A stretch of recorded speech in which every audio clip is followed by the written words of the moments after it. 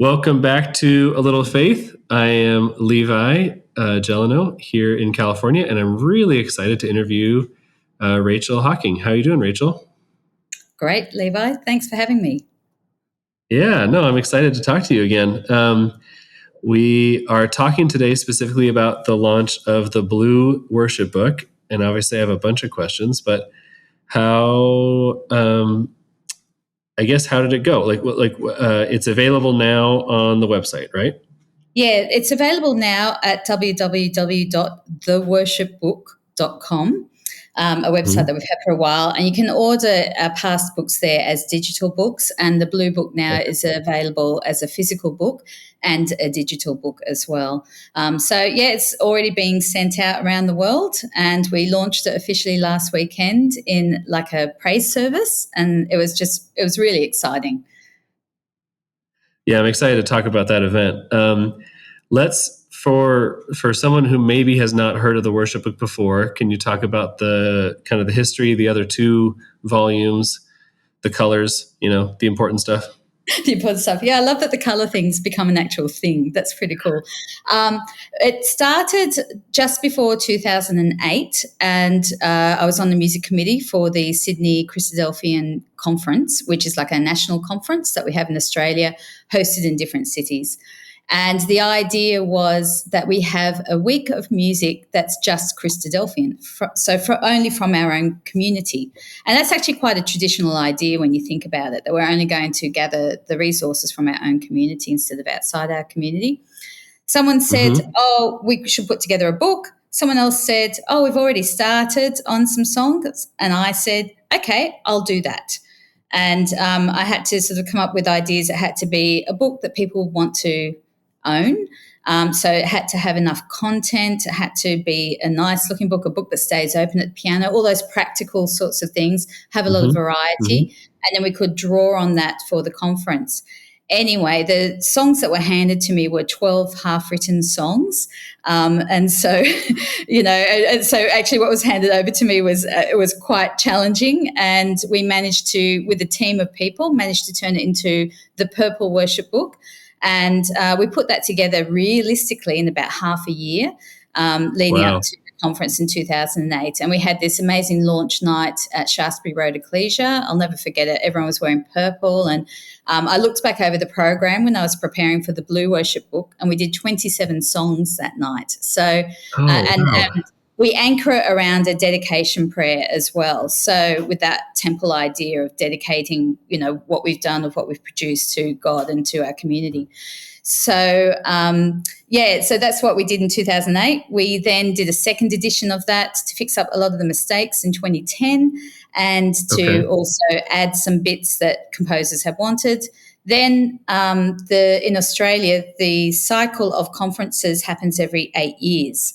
So then we had to think, 6 years down the track, let's do the orange one. And then we put the process together.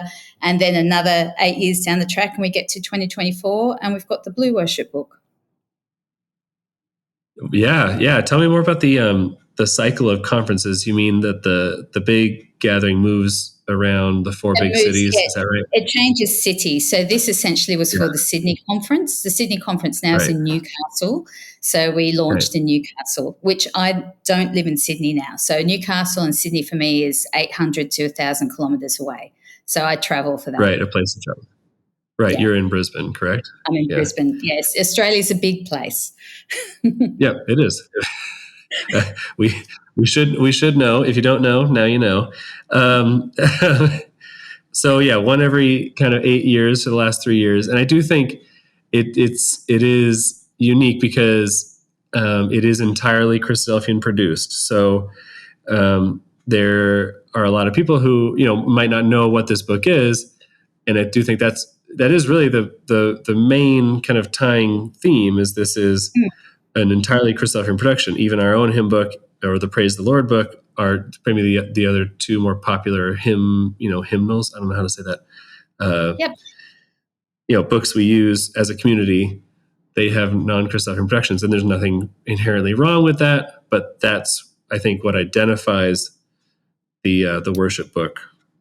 Yeah, this is volumes. different for that reason. The other thing is it's not congregational. So this is Right. music that you might need, for instance, for meditation or with your Sunday school for an item or a youth group song or um, all the different other parts in a Christadelphian service or a Christadelphian memorial meeting where you need music. This is what you can use that for. So I've always said there's some congregational songs in there, but it's a supplementary volume. It's as a musician, I think the more the merrier. So the wider our repertoire, the more we can draw upon when we Right. need it. Right. And the other thing is, although it's a conservative idea, it's actually quite contemporary because people are writing in the styles that they're familiar with. So Yep. we do have a bit of a Christadelphian style, but then there's also other things like we've got blues in this, we have a calypso in this, we have a traditional hymns in this, we have some choral works, but the style is really, really wide. Yeah. I want to go back to the style and also your kind of background and education, because obviously you've already demonstrated, some of your professional level. But tell me more about the book, the Blue Book itself. So, what are some of the numbers, the statistics? How many actual writers are there? Where are they Oh, from? I'd say there's a couple of hundred contributors. So Wow. there's 147 different songs. And for most of those songs, one or two people wrote each of those songs. Some of the songs had up to four writers. So Wow. that just puts the numbers up. Then with the team of notators and people who look over the lyrics and everything else that's involved, I have about 15 to 20 people involved, depending on the worship book, which one we're doing and who's available. So it's a massive collaboration, and it's drawn from all over the world as far as I can make it happen. So we have people who are working on this in Germany and the UK. We have composers from Canada and the US and the UK. And it's not, while it's sort of anchored in Australia for an Australian reason, it's actually, we've tried to make it like a Yeah. massive worldwide collaboration. Right. That's so much work too. I mean, reaching those people, dealing with emails back and forth with those people. Yeah, very interesting. Yeah, the logistics is a little bit crazy sometimes. Yeah, 147 contributors. So you mean people There's who touch the book or writers? Oh, no. So there's 147 songs in this volume. Oh, okay. Sorry. So Okay. yeah, so there's a couple of hundred contributors in those Okay. 147 songs. The first book had 130 songs, and then I think the second book had something like 133. This one, I just thought, I think it's a better book, and I think there's some really interesting songs that I really didn't want to leave out.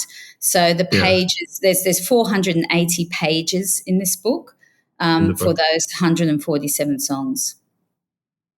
What is it like for you? I mean, do you like wrangling that many people? It's very difficult because people have their different levels of engagement. So right. you're sending an email off into the universe and hoping to receive an answer fairly quickly because you're juggling a million things. And sometimes some of the composers are the difficult ones to chase down when you need them to sign a publishing agreement to go along with this, Mm-hmm. because we're very official with this to just try and make sure that everyone understands their roles and what's involved in this. So it can be quite tricky, but I put together a timeline, and the timeline allows for variation, and we did have some variations where we needed to lean on stretching out the time a little bit, but I should say thank you to God, it all worked out. So yeah. So yeah, I guess I'm just mentally reacting to having to herd that many cats basically to get the work done. But you did have a longer lead up this time in the Blue Book. Yeah. Right. So we did. So the compositions had to be submitted by November 2022. So, it's pretty easy for us before then because we're just putting out an announcement saying submit a composition.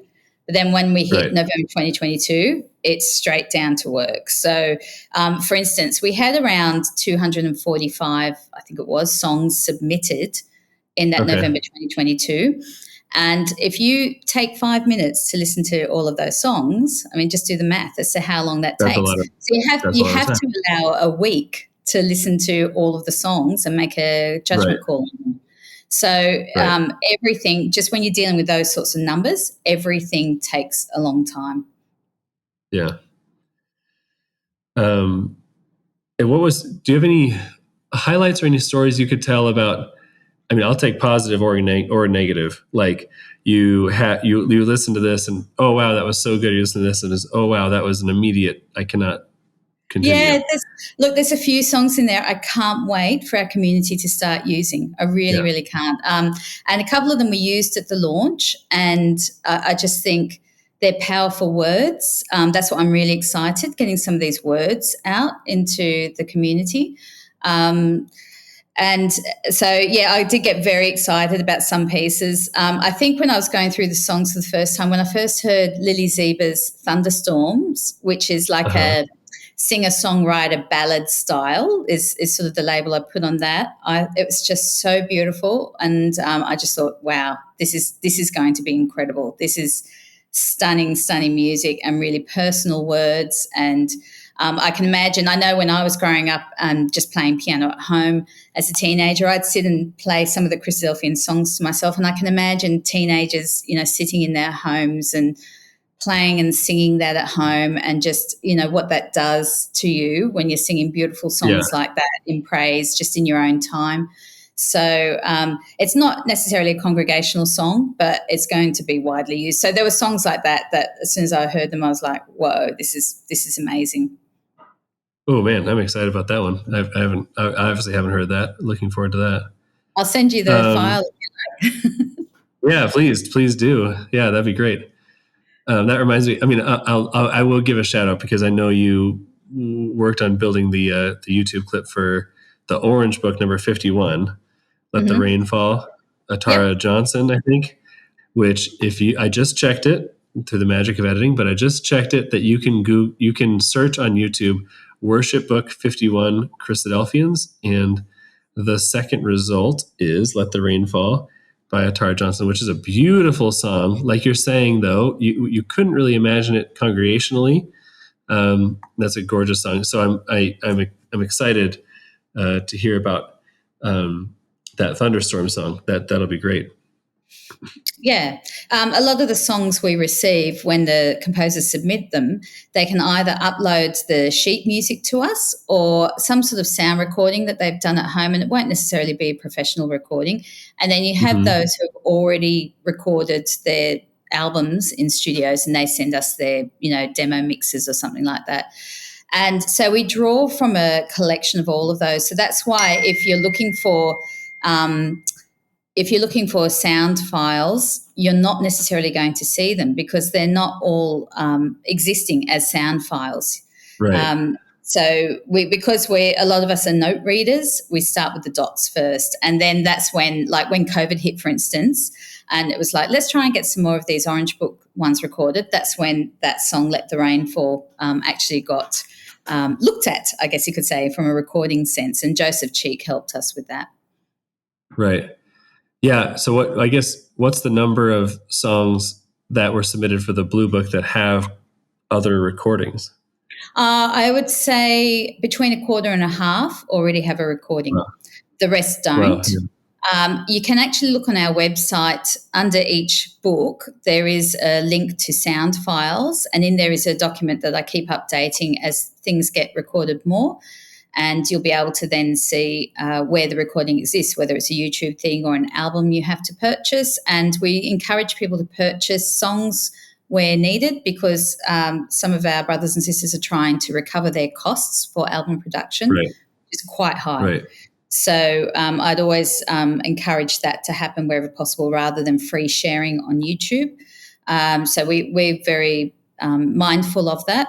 And then all the other songs, if it's blank on our sound files list, it's yet to be recorded. Right.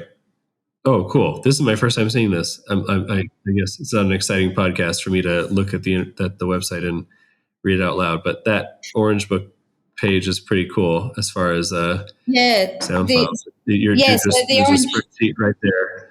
for us to check out? The Orange Book, of course, a lot of those sound files were done during COVID. So I recorded a stack of backing tracks at home and just had Joseph check them and then uploaded them to there so that people could use them as they wanted to in their own space while we were all in lockdown. So that one's got a lot of backing tracks as well as sound files to help with that. The blue one, you'll see there's lots of spaces because that's yet to happen. And that will happen more as people get to know the book. Yeah. Yeah, really cool. Yeah, very robust website. People should check out. There's a lot of resources. A lot of resources on the website. Yeah. Yeah. Can I add? There's also a page. There's 2 other pages worth looking at on our website, and one is we call it latest sheet music, but some of it are either songs that didn't quite make it into the book, or arrangements, so orchestral and choral arrangements. And also there's some files for transposing instruments, and that's under sheet music. And then there's a little history of Christadelphian hymnody as well, just to give people a little bit of background. Well, I want to hold that point because I think that leads me into one of my other 2 questions. Before we go, I want to talk about the launch event, and I want to talk about your kind of background, your professional background. Which one do you want to do first? Oh, we can do the launch. That's nice and fresh. All right, cool. Yeah, let's hear about that. So, what was the launch event like? The launch was incredible. So we had people come from all over Australia. So that's from places like South Australia and Victoria, Queensland, down to New South Wales, up from Sydney. And we had about 50 people between the ensemble and the choir. We rehearsed all Saturday and then performed, and I say performed in inverted commas because it doesn't really feel like a performance, but we performed Saturday night. And then we said to people, pick up your book and sing along with us. And we got through 34 songs, and that was a blend of choir and orchestra, and then individuals performing their own songs, so the composers who could make it. And then we did some videos as well of some of the pre-recorded songs, particularly those that had a really interesting style. And all of the songs, whether it was by a local composer or someone international, was introduced by the composer. And that was really special because we had videos of people from all over the world, and it just felt like they were in the room with us. And that was really important to us so that people can get a sort of an idea of the scope of what's being done. Yeah, that's very cool. How many did you say were in the audience? Did you think how many people attended? Oh, we had, I think the problem was they ended up with some people coming down with COVID. So I know we had over 150 in attendance, and then we had 50 in the participating. So we would have had at least 200 people there that night. Yeah, wow. That's an incredible amount of songs. I mean, but I was already kind of surprised by you said you did the same thing with the Purple Book, like 27 songs. How long did 33 songs take? 34 songs. It took 2.5 hours, but I run my run sheets down to the second. So if you have a lot of good planning and if you have good AV, it's possible. Yeah, but still, it would have been an awesome experience. I mean, I'm not saying, oh, I can't imagine sitting there for 2.5 hours. It's just that is such a massive production. Like you're saying, you need to have that dialed in time-wise. But it's just to it's really to give people a taste of the book, because a lot of people will think, well, I don't know these pieces. And this is just to give them a little way in so they can start exploring it themselves. Right. Can that be watched? Can someone find the live stream of it? Yeah, so if you go to our website, the live stream link is still there and it's still up. Now, the live stream was just it's just captured ambiently because we didn't really want to add that level of stress to our AV, but you get a sense of it. So, and I've also included it in the sound files as to where you find certain songs on the live stream. Right. Man, what a cool event. Was that that was associated with a conference or some sort of gathering? Or that was the purpose of the gathering? It was like a pre-conference event. So in the lead up, just to bring some people together and to acknowledge that this is our history, that it is connected to the conferences as well. Yeah. And also to reconnect with some people. I know I haven't seen some of those people since the last book, since we did some things. So I haven't seen them in years. So I've dealt with them as emails, but not in person. So it was just lovely reconnecting and making music and making praise together. Right. And very cool. Thanks again for all this information. We're really excited about the Blue Book, and people should be going to the website, theworshipbook.com, and looking where you can order it. You've been figuring out distribution in North America and the UK and Australia, I'm sure. But there's a cool section here on the Christadelphian hymnody. I'm looking at it now. Again, I'm being boring and reading the internet on a podcast to people. But talk about this work. This is this relates to kind of what you're doing professionally and a lot of your background. So yeah, talk about this for a little bit. This is really cool. Yeah. So my honours thesis, I did a Bachelor of Music with a piano performance major, and my honours thesis was on Christadelphian hymnody. And the approach I took to that was an ethnomusicological approach, which is looking at how the community impacts on the music and how the music impacts on the community. Because, for instance, for Christadelphians, the first published book with the word Christadelphian on it was the hymn book.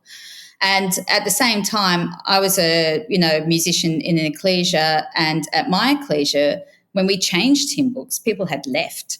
And I just thought it was crazy that a hymn book could cause division. So it was like that. They were all the sorts of things swirling around my head when I looked at this history. And the other thing was, as a musician, you're often told, well, you can play that, but you're not allowed to play that. And you're always wondering, why am I allowed to play that? That doesn't make any sense.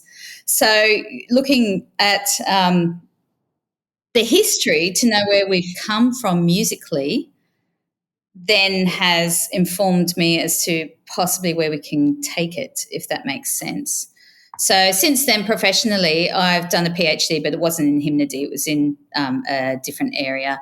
And I lecture at uni and I teach piano and examine piano and play for choirs and perform professionally and things like that. And I guess you'd put my type of music in a classical area of the musical world. But, and I'm lucky I work with a lot of very talented and engaged students who are really good at what they do. But in the community, I'm always trying to bring that sort of quality to what I do as well. I don't sort of try and keep my world separate, if that makes sense.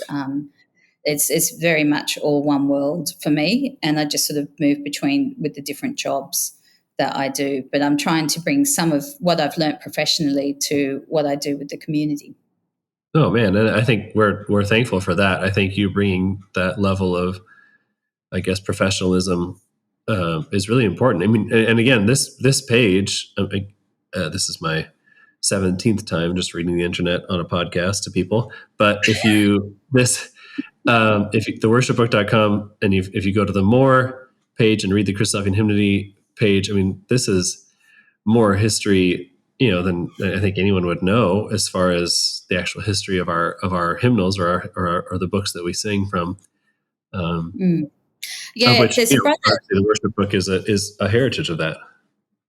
Yeah, I'd like to think it sort of plays into the same timeline. It's got very much, if you look at what the early Christadelphians were trying to do with their music, it was one area of expression where they were trying to set out their new doctrine. A lot of the people who came over to Christadelphia were musicians, they were organists. And so they even had weekly praise classes as well, so for the cultivation of singing. So it was very much at the heart of what they were doing when they first started out. And the other thing is that we are very much a DIY community. We do it ourselves. So there was a sense of that in the early days as well, as this sort of forging ahead and writing some compositions. So we've got some very early, really amazing Christadelphian compositions, like that Glory and Blessing Be with the huge doxology at the end and things like this. We Shall Be Like Him, that's a beautiful original as well. So there's some that other communities don't sing those songs. We sing a lot of like Church of England songs and hymns, maybe a couple of Catholic. We don't really do any Bach. I would love more Bach because I'm a classical musician. We don't do enough Bach for my liking, but the things that we do include in the hymn book, it's very much Church of England, some of it's Scottish Psalter. So I do think this idea that the early Christadelphians had to actually, do it themselves, I do think the worship book follows in that vein, very much so. And yes, I understand it's not all congregational, and we do get criticisms of that. But the thing is, we have the hymn book. The hymn book is our congregational book. So, this is a supplementary book. This is not for me, it's never a either or. It's a continuation. Right. You're not looking to replace the hymn book at all. It's just to broaden how many songs the pianist or whatever the musical team could use. And to also support the writers in our community. We have to have a space for people to do what they are good at. We have to create those spaces. We can't say this is the way we've always done it, therefore that's what it has to be. When we've got people who can do this, we have to make room. And even if that's a little bit uncomfortable, when you have to squeeze over and let someone in, you have to do it. We've got to make those spaces for people. And this is one of those spaces. Yeah, absolutely. And thank you for the work that you do in pulling it together. I think definitely exciting. We'll wrap it up here, but this has been again, thank you for this conversation and all the work you've done and the rest of the team in organizing this book. Basically, I'll say it for the 29th time that basically just need to go to worshipbook.com and read every page like I just read to you over this podcast. And thank you again for that work. And people can order the book and include it, get it included in your services at your ecclesia. Yeah, and can I just add just a massive thanks to everyone who's had something to do with the worship book. It's very, very much appreciated. This is a mammoth effort and it's a collaborative one. So hopefully you can feel the community's heart in it. Yeah, good. Yeah, I think, holding the purple book and the orange book, in my hands before it, I've felt the work in it. Oh man, you're bragging with your blue book in your hand right now. You can feel the work in it when you leaf through it. So very excited that the blue book's out now too. Thank you again, Rachel. Have a great rest of your day. Thanks, you too. Thanks for having me.